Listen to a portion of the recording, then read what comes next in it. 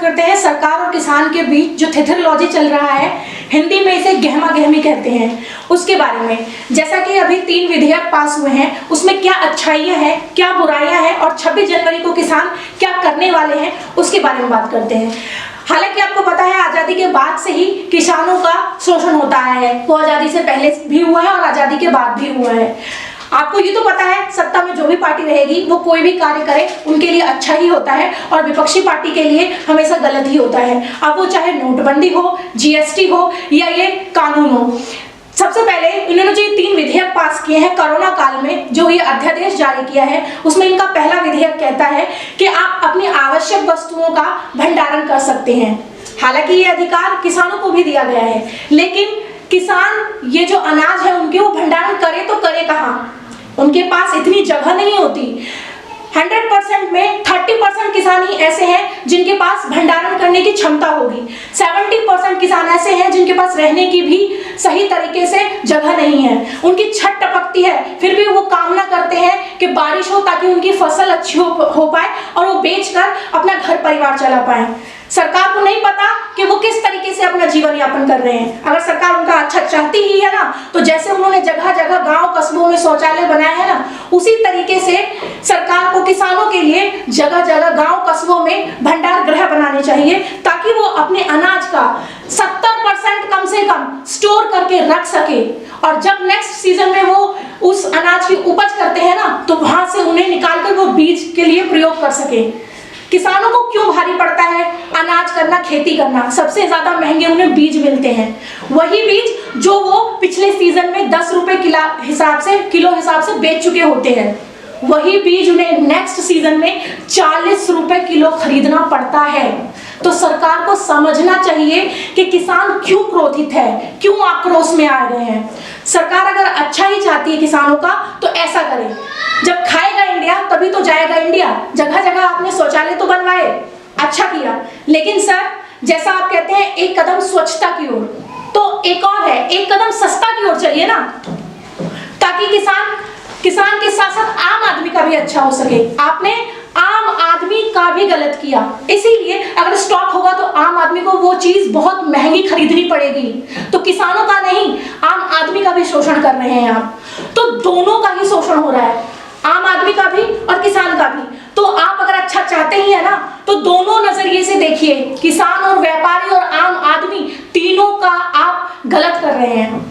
Second आप विधेयक लाए हैं कॉन्ट्रैक्ट फार्मिंग। कॉन्ट्रैक्ट फार्मिंग में आप कॉन्ट्रैक्ट तो करवा देंगे बड़ी बड़ी कंपनियों से, क्या वो कंपनी लगता है आपको कॉन्ट्रैक्ट होने के बाद अगर किसी रीजन से वो कॉन्ट्रैक्ट खत्म करती है तो ये गरीब किसान उनसे लड़ पाएंगे? सर सालों तो केस फाइल में ही दबी रह जाएगी। जब आपके पास पहुंचेगी तो आप ही बोलेंगी हमें तो पता ही नहीं था, हमारे पास तो न्यूज ही नहीं आई। आपके व्यापारी और आपके जो ये अधिकारी बैठे हैं ना, सिर्फ पैसे, उनके नीचे से जैसे ही कंपनी वाले बड़े बड़े नोट की पेटियां देंगे ना, वैसे ही ये किसान कहीं नहीं दिखेंगे।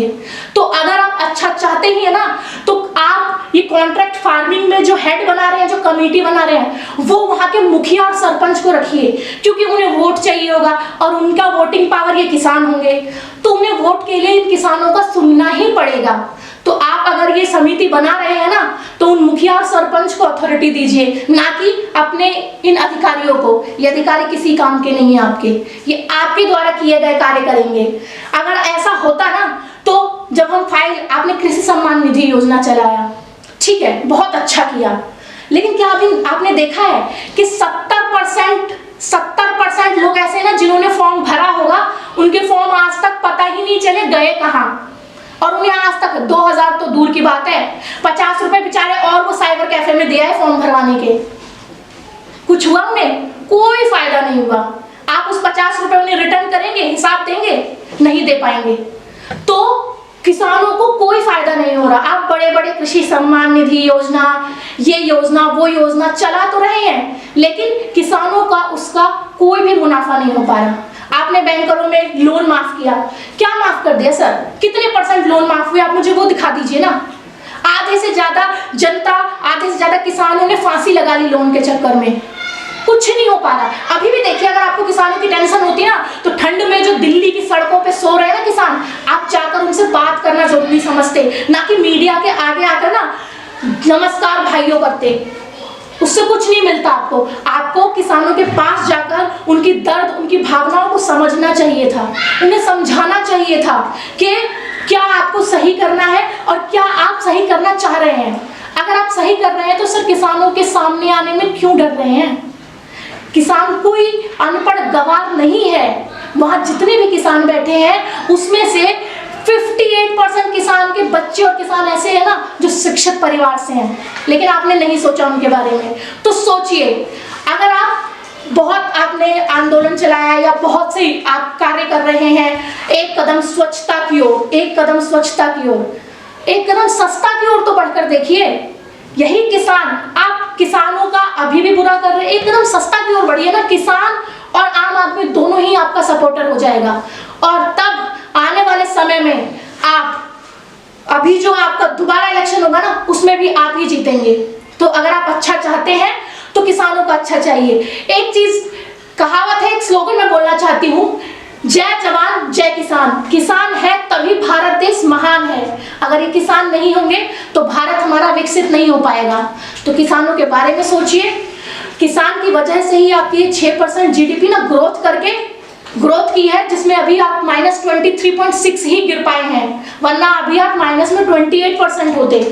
तो किसानों के बारे में सोचिए, किसानों का अच्छा सोचिए। किसान है तभी आपके आखिरकार 26 जनवरी को किसान जिस वजह से दिल्ली के बॉर्डरों पर इंतजार कर रहे थे, आखिरकार वो उन समय आ ही गया। वो 26 जनवरी को निकालेंगे ट्रैक्टर रैली। उसके बाद क्या होने वाला है, मिलते हैं नेक्स्ट वीडियो में। तब तक के लिए धन्यवाद। जय हिंद।